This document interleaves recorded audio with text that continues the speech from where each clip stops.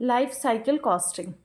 Life cycle costing जो होता है, जब भी हम कोई एसेट खरीदते हैं, सिर्फ ऐसा नहीं है कि हम जब उसे खरीदेंगे सिर्फ तभी हमारा खर्चा होगा।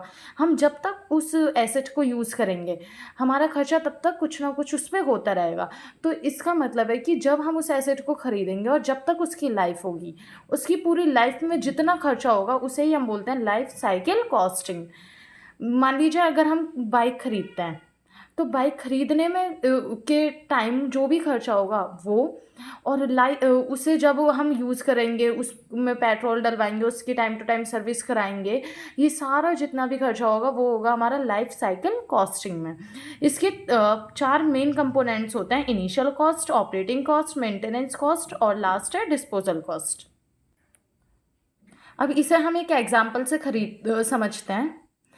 जैसे बाय ए बाइक, हमने एक बाइक खरीदी, तो उसकी इनिशियल कॉस्ट क्या होगी? जो हमने बाइक खरीदी, परचेज बाइक, बाइक खरीदने में जो भी हमारी कॉस्ट लगी, मान लीजिए अगर हमारी 1.5 लाख की बाइक है तो वो क्या हुई? हमारी परचेज बाइक। यानी उसे खरीदने में जो भी हमारी कॉस्ट लगी वो। रजिस्ट्रेशन, उसका रजिस्ट्रेशन अपने नाम पे कराने में जो कॉस्ट लगी वो होगा, या फिर कोई और पेपर वर्क है उसमें जो हमारा खर्चा हुआ। एक्सेसरीज, हम उसमें जो एडिशनल फीचर्स अपने लिए कराएंगे उस बाइक में, वो होगा हमारा एक्सेसरीज। तो ये सब आता है हमारा इनिशियल कॉस्ट में। सेकंड है ऑपरेटिंग कॉस्ट। ऑपरेटिंग कॉस्ट में क्या होता है कि जब हम उस बाइक को यूज़ करेंगे, उसे ऑपरेट करने में जो हमारी कॉस्ट लगेगी वो होती है हमारी ऑपरेटिंग कॉस्ट। इसमें आता है फ्यूल, हम उसमें पेट्रोल डलवाएंगे टाइम टू टाइम, और इंश्योरेंस, हम उसका एनुअल इंश्योरेंस कराएंगे। तो ये दोनों हमारे आते हैं ऑपरेटिंग कॉस्ट में।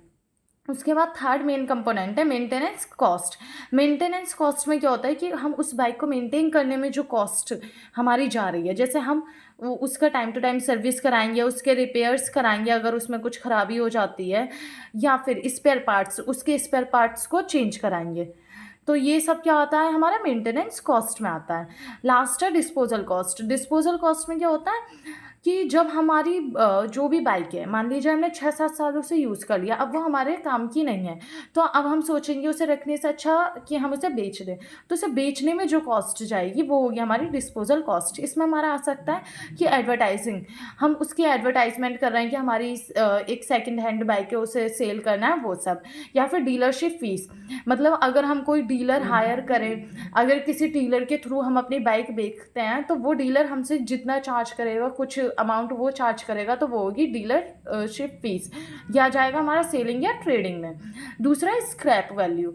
स्क्रैप वैल्यू बोलिए या रेजिडुअल वैल्यू बोलिए, इसमें क्या होता है? स्क्रैप मेटल फीस, मतलब उसे जब हमने बेच दिया, उसे जिस प्लेस तक हमने बेचा है, मतलब जिसे हमने बेचा है उसके प्लेस तक पहुंचाने की जो ट्रांसपोर्टेशन कॉस्ट होगी वो इसके अंदर आएगी, स्क्रैप वैल्यू में। तो ये दोनों हमारे आते हैं डिस्पोजल कॉस्ट के अंदर।